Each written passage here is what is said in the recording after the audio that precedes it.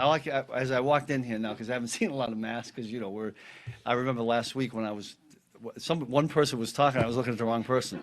So I hope I don't do that again today. Listen, I'm just going to open it up. Obviously we're on to Washington, and happy to be doing that. We're getting ready to go out here for a Thursday practice. With that, I'll just open it up, let you fire away. Coach, obviously you used to be a former head coach. Obviously, you watch the film.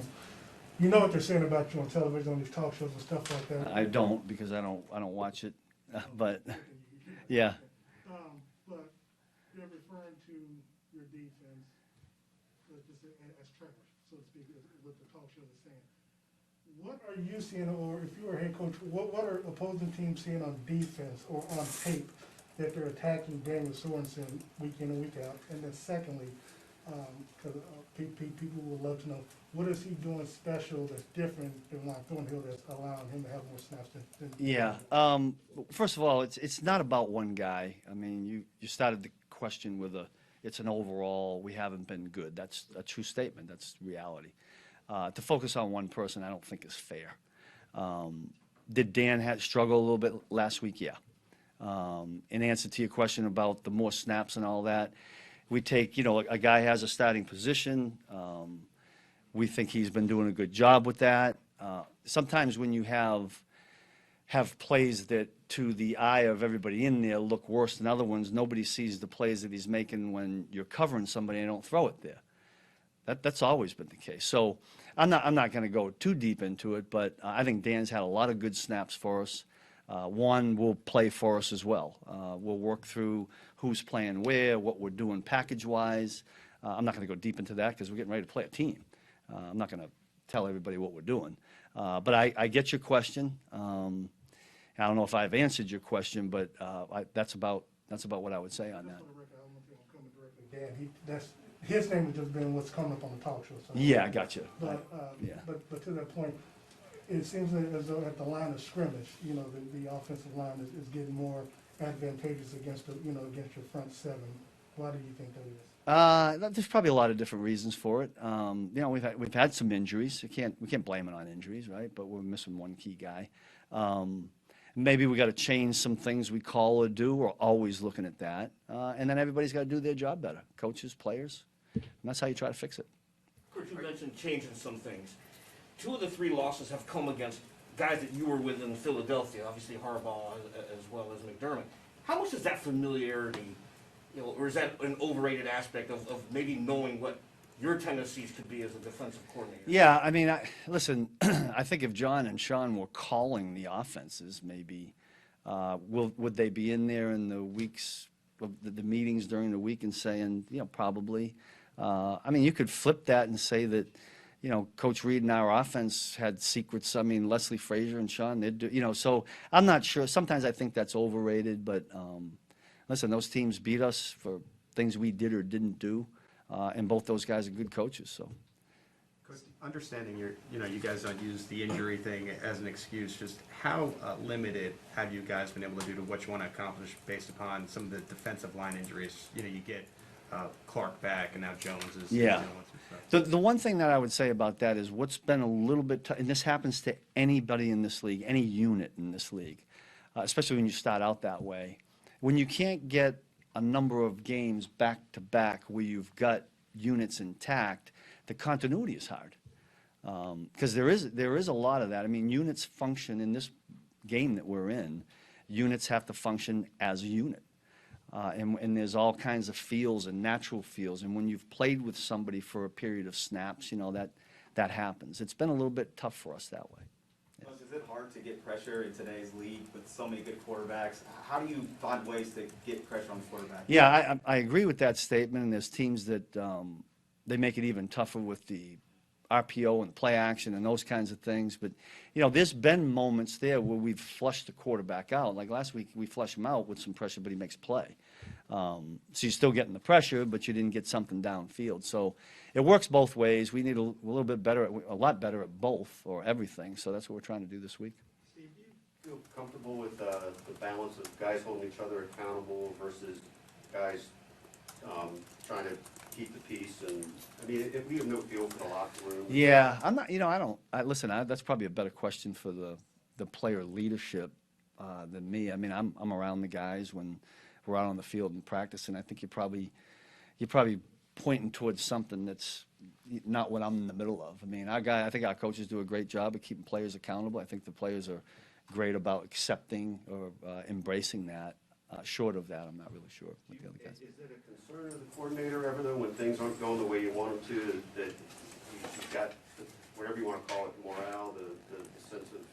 Yeah, you got to lean on player leadership. I know Coach talks about that all the time, and Coach visits with those guys, and I think he does a great job with it. And I trust the guys that we have. It hasn't worked out that way yet, but you gotta get a win here, a win 2 or 3 or 4, to kind of get that feeling again, and that's what we're fighting to do.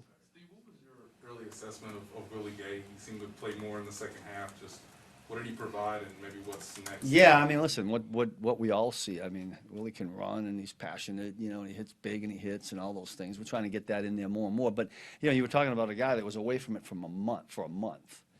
Practiced 2.5 days or whatever it is, or 3 days. So it's going to take a little while. And we tried to rev him up a little bit more in the second half, and we'll keep trying to do that. Coach, you guys play with where Tyrann Matthew, or 2 plays where Tyrann Matthew has his hands up. I wonder, as a defensive player, just a coach in general, what you think about. I'm not. I don't know the ones you're talking about. You'd have to ask him, because I mean, you can only perceive what I don't know. You'd have to ask him what his. I guess I'm not as much interested in why it happened as much as what you think as a coach seeing that happen. And then just maybe a guy frustrated that a play happened. Listen, Tyrann's a great leader for us and a guy I lean on. So I don't think I would nitpick him for something like that. Coach, you guys had some success in the third quarter, 3 straight drives that you got stops. What are some positives you can take out of those 3 series? Yeah, I mean, it was, we had the delay. You never know how you're going to come out of that in the locker room. We were sitting in there for a while. But I thought the way they came out with that intent, the adjustments that the assistant coaches made at halftime were really good. We changed some things up, made a couple of different calls, and it kind of got us going. And we had a little bit of a rhythm going there until we actually would have had it continued had the one play not happened, and that would have been an interception. It's just amazing what would have happened had something not gotten called. I mean, who knows, right? Who knows? But that's the league we live in, and you got to overcome those kind of plays. You said before that specifically that play with Chris and the penalty, or Frank and the penalty. Excuse me. Is there anything that a player can do differently in a situation like that, or is that just the? Yeah, from my eyes, it didn't appear that way. I'm not sure what the referee saw. That's Coach Reed's department on getting an explanation. But from what I was looking at, it didn't seem like there was anything different. But I didn't get what the actual call was. I just know we got called. And I haven't gone back to ask. It's done, it's over. Can't do anything about it. So. You said before that sacks aren't the only indicator of a player being effective in pass rush. I'm Yeah. just wondering, if you could grade your defensive line? Yeah, I'm not going to do that. I'm not going to put a grade on it. I mean, our guys are working hard. We all know we need to get better. I mean, that's what I keep coming back to because that's what we've been talking about. We're chasing improvement. We're trusting our way back to improvement. We've been down this road before. Has it been this bad before? I don't think so in the 2 years we've been here, but we're struggling our way through, and that's what you do. That's what you do in this league. Are you understanding? Nobody here thinks it's one person, right? Right. Are you any closer, any different feeling on a free safety spot now as before? And we'll see how the week progresses. But we're always looking at that. We've looked at that every week. We're always trying to put people in right spots and get the right players out there. That's no different than any other Are there week. spots too that you're kind of looking at? Off the top of my head, I mean, we'll keep our eye on everything. I mean, we got guys we need to rotate in there. There's some guys that are coming off injuries that need to get snaps. There's a lot of moving pieces right now, and that's part of what I was talking about. When everybody stays healthy and you got everything's the same week in and week out, the continuity comes. Sure. We haven't had that yet for a lot of different reasons. Coach, you did talk about, trying to work things out to get better.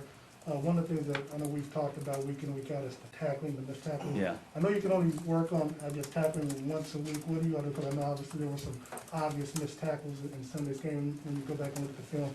What are you telling your players? What are you trying to coach them, teach them? Yeah. during the week? But that's never changes. You know, your point about how many times you can tackle, you don't even really tackle during the week, right? But you have the pads on, and I don't know if you're out there in our individual yesterday, but that's done every Wednesday. Short of that, it's all about eyes and body position and playing fast and getting more people to the, population to the football. Those are the things I think all coaches talk about. I mean, our tackling, I think, had been pretty decent there. It was poor early. There was an uptick of getting good, and then we kind of fell back into what happened last week. So hopefully it gets turned back around. Okay, well, last one. Steve, what have you missed with Travarius being out for this long?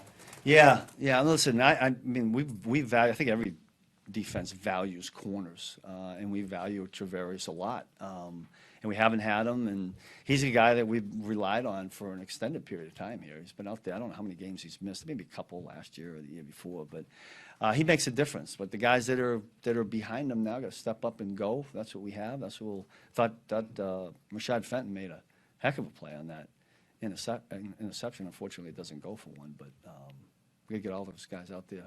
Like I said, everybody's got to play better, coach better, play better, right? We good? All right, thank you.